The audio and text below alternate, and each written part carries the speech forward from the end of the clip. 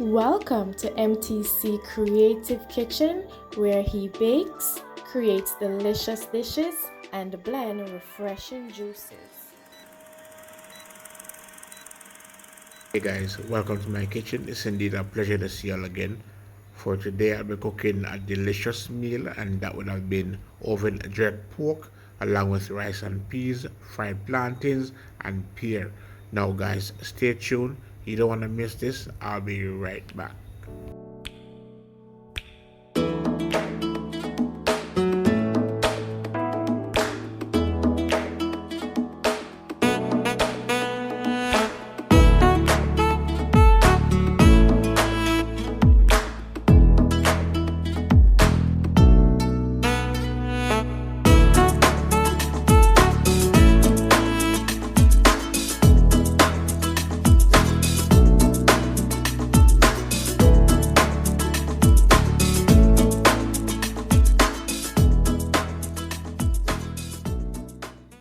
Thanks for tuning in. So here I have approximately 3 pounds of pork that I picked up at the meat shop. However, my meat was cleaned up and washed with lime juice and vinegar. Now you may be wondering, why am I using lime juice and vinegar? However, both lime juice and vinegar makes a perfect combination to wash my meat. It kills bacteria and cuts the rawness and makes my meat smell fresh.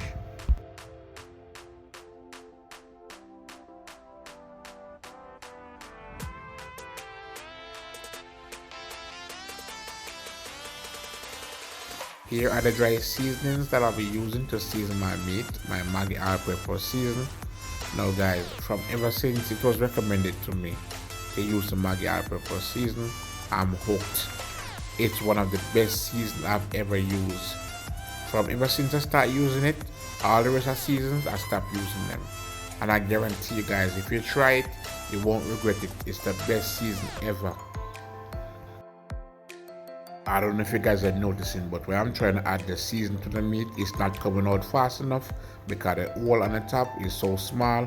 So I have to screw it off and then apply the season to the meat, then screw it back on. Next, I'm going to add the dash season. Now the dash season has herb and garlic in it.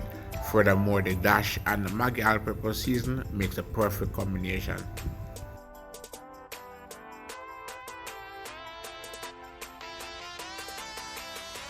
Next, I'm gonna add my jerk season. Now this jerk season, I did a video on it the other day, so you can check that out as well. So I'm just gonna pour all what's in the container here on the meat and then try to shake out as much as I can from the bottle.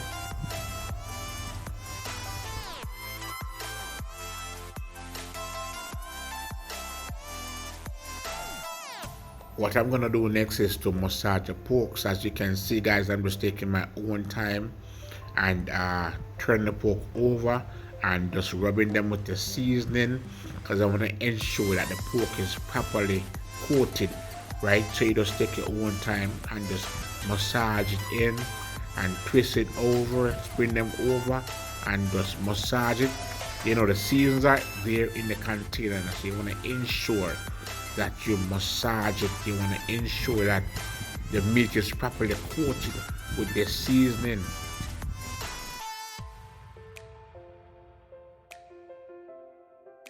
Now the meat seasoning process won't take too long. I just want to ensure that the meat is properly coated with the seasoning.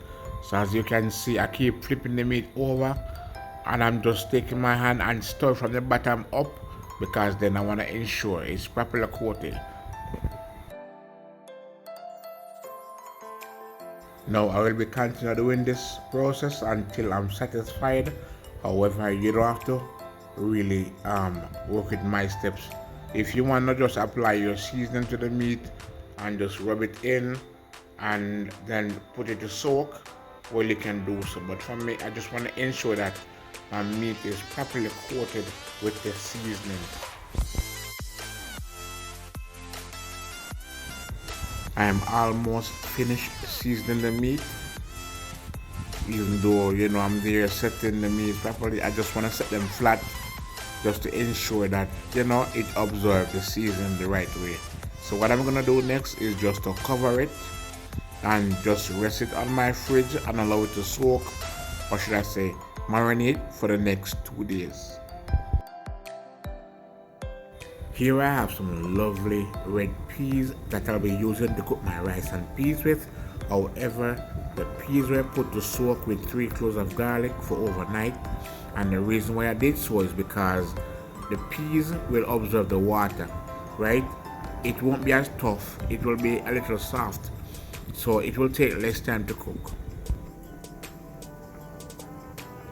I know y'all probably cook your peas differently from how I do it, but how I do it, I normally, add 2 cups of water within a Dutch pot with the peas, allow it to come to a boil because I need it to have that red, rich look. Then the water is going to reduce within the pot, and then I'm going to add more water to the peas, right, and allow it to continue boil same way. And I'm going to continue the same steps until it's halfway through, and then what I'll do, I'll just turn out the flame and just let it sit. After turning out the fire beneath the pot, what I'm gonna do next is to get my native coconut.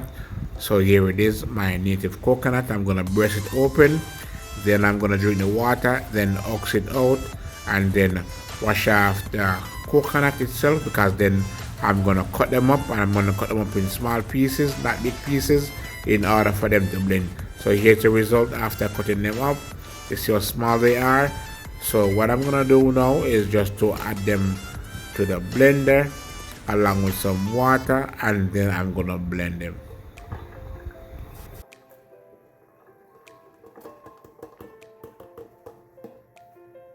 Guys, I've gone through some experience within my life. Now, back in the days when I was younger, and my mother gave me the coconut, and I brush it open, and I drink the water and ox it out, wash it off. Now, what we used to do, we used to grate the coconut. So we get a container as long with the grater, and then we just sit down or stand up and just grate the coconut until it's complete. So it's more harder then than now compare, because now we just brush it open, ox it out, wash it off, and then we just cut them up and then we blend it. So it's more easier now than back then. After adding the coconuts, I'm just adding some water. So I'm gonna rest the blender top and the bottom, and then start to blend the coconuts.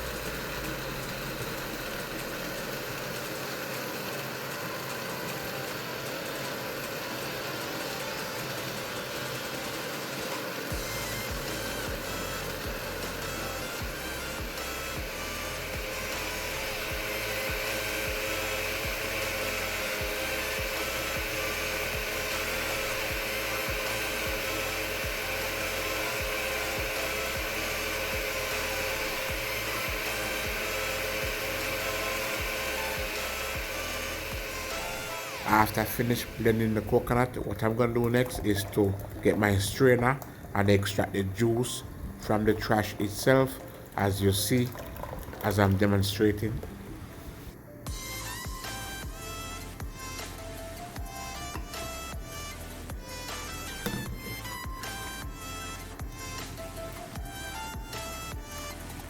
Now I could have gone ahead and used my hands to squeeze the juice from here.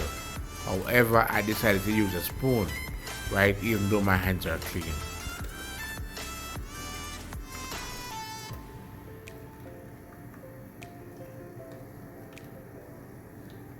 I'm not trying to make the process more longer, right? I'm just trying to get some more juice from the coconut trash that I have in the strainer. Now, as you can see, when I add more pressure with the spoon, there's more juice coming out. So I'm just gonna do this for at least a minute or so until there's no more left inside it.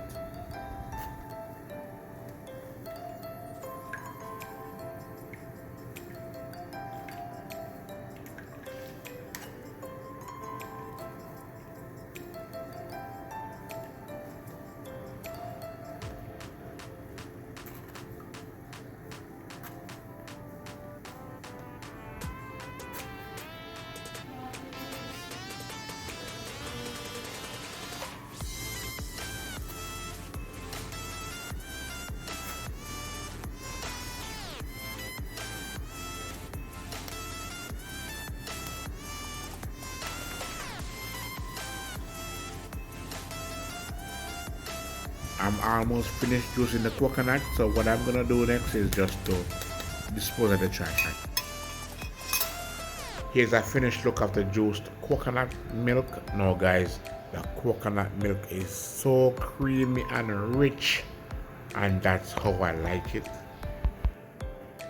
After lighting the stove, I'm gonna allow the pot to get hot. Then I'm going to add some oil to it, and then I'm gonna allow it to get hot as well before I can go ahead and add the pork to it.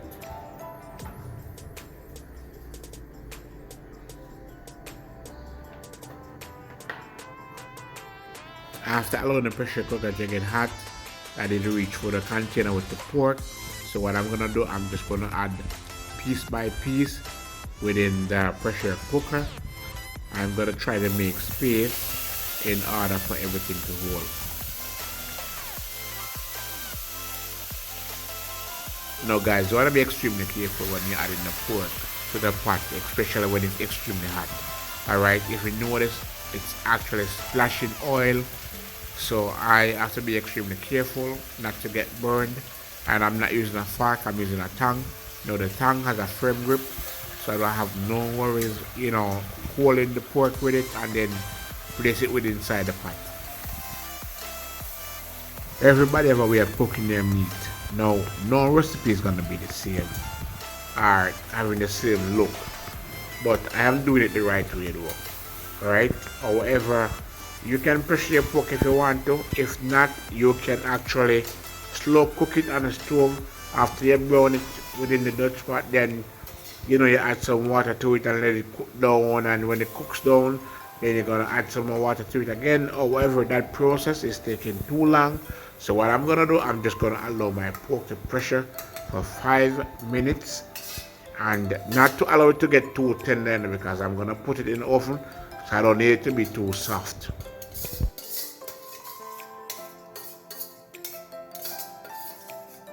After adding the pork to the pressure cooker and scraping out the seasoning within it, what I'm gonna do next is just to catch some water in it, and then I'm gonna shake it around, and I will just add it to the pressure cooker and allow it to pressure for 5 minutes.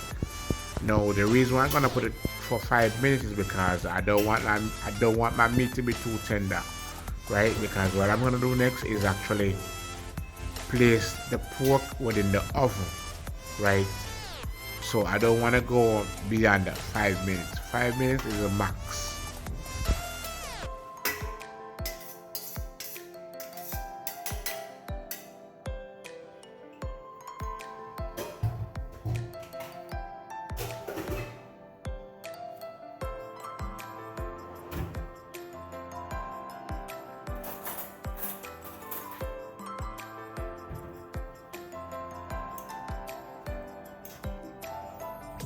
I'm just here using the fork to level out the pork within the pressure cooker pot.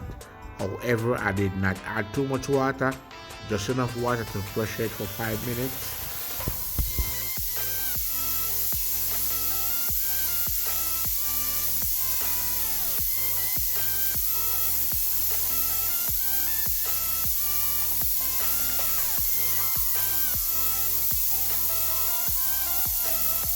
The 5 minutes is now up, so what I'm gonna do, I'm just gonna turn on the flame and just let it sit until I'm ready to take the lid off, and then add the pork to the containers. Now these containers were actually greased already, so what I'm gonna do now is just to take out the pork and place them within the container. container, and I'm just doing this piece by piece. Now guys, if you can check out the level of the pork, it's not breaking apart because, as I said before, 5 minutes is the max. Okay, and the pork is not tough either, you know, so that's why I did not allow it to pressure for more than 5 minutes.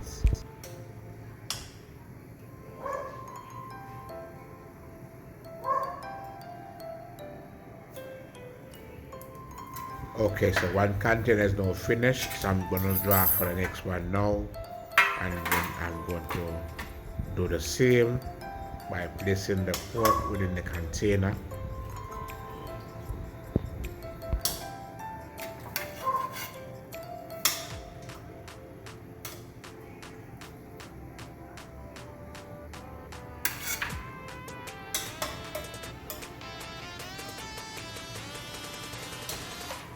Now guys, as you can see, what I'm doing, I'm just ensuring that the porks are flatly placed within the container. I don't want any to be on top of any, so they have to be nicely placed within the container. And then, you know, you can just allow it to get that brown look, as I like when my pork has that brown looking. I don't need my pork to be white or light brown. It needs to be brown. What I'm gonna do next is just to pour some of the same water from the pressure cooker on the meat and place them in the oven. And the reason why I pour the water within it, right, is because if I should place the porks within the oven without any water within it, it's gonna burn, and I can't afford that to happen. So after pouring the water, then I'll just add it to the oven. Here's a preview of what the porks look like within the container. Then I'm going to add it to the oven and allow them to oven and roast for the next hour. Guys, it has only been 20 minutes since the pork been in the oven, and guys, I'm telling you, the aroma that is coming from within the oven smells so delicious, and it's only 20 minutes. Just imagine when it's complete.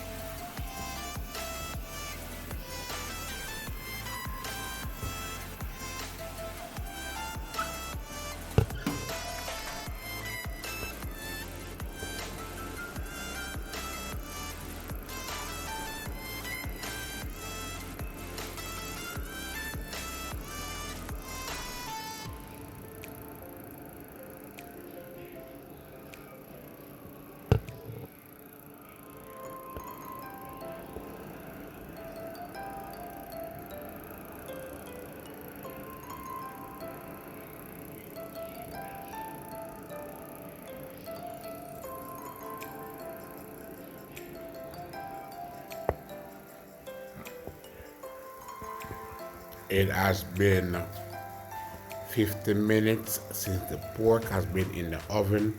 Guys, check out the look of the pork, guys. The pork is looking so delicious.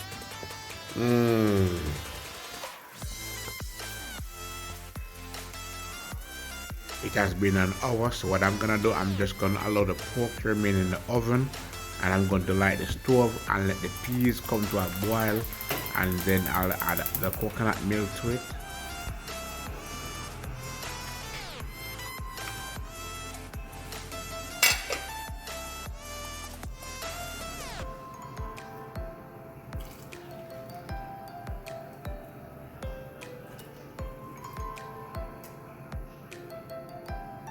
After adding the coconut milk within the pot, I will allow it to boil for the next, say for instance, 15 to 20 minutes, because then I want to be able to allow the coconut milk to boil. It has to boil and boil thoroughly. Okay guys, if you're just gonna allow it to boil for a short period of time, you won't get a good outcome, I guarantee you. So allow it to boil thoroughly.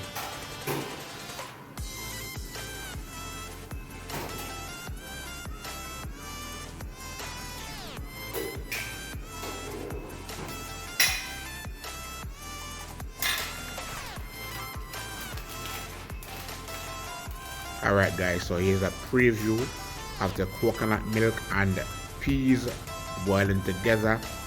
Now guys, this is the look that you need to have, that red rich look. Okay, if you notice the custard around the rim of the pot, that's because it's been boiling for a while. So what I'm gonna do next is I'm going to wash my scallion and add them to the pot. So that's my scallion, thyme and pepper. Those are my seasonings.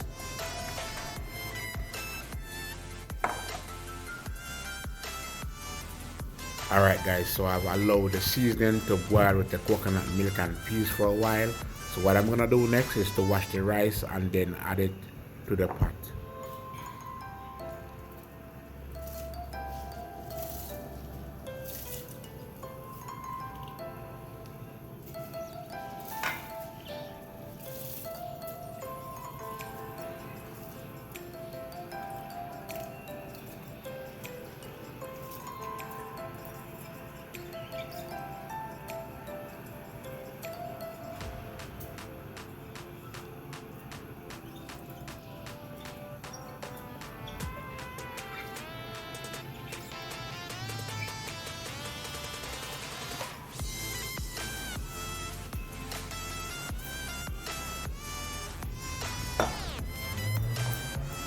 After adding the rice to the pot, I'm gonna get the fork and I'm gonna stir just to ensure that there's no rice sticking to the bottom of the pot. Furthermore, I want to ensure that the peas is properly blended with the rice because I don't want to have too much peas in one area.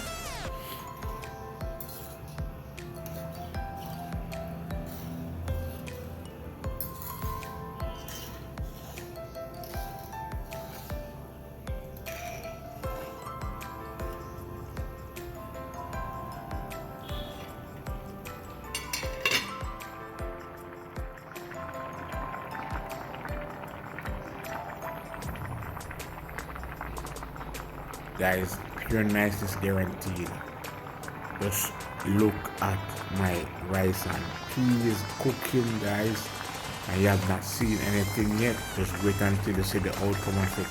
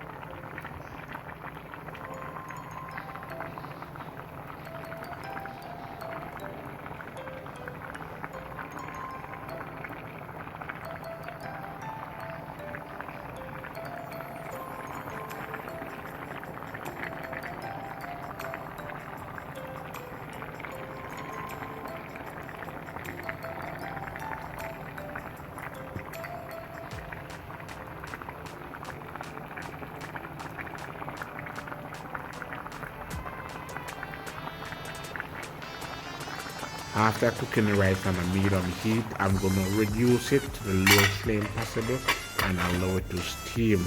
Now guys, check out the look guys. Check out the look guys.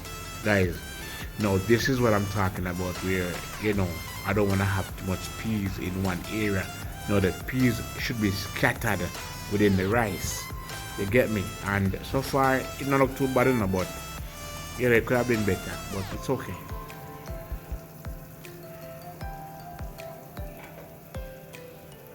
Alright guys, now this is the outlook of the rice and peas. It is complete. Now guys, if you notice, when I cook my rice, I don't need to go within it and store to ensure that what's at top goes in the middle or the bottom. I don't need to do that. All I have to do is just to reduce my flame and allow it to steam. And I don't put anything on top like bags or anything at the side.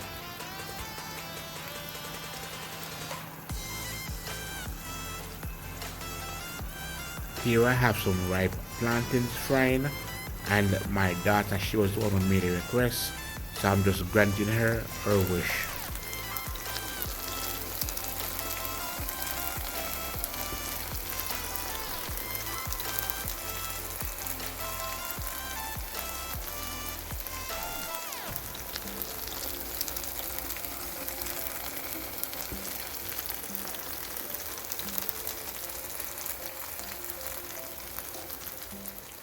Guys, it's been a pleasure to share with you what I do in my kitchen. However, please remember to like, share, comment, subscribe, and hit that notification bell, and let it remains on all. That way you'll be notified whenever there's a next video available. Thank you for watching.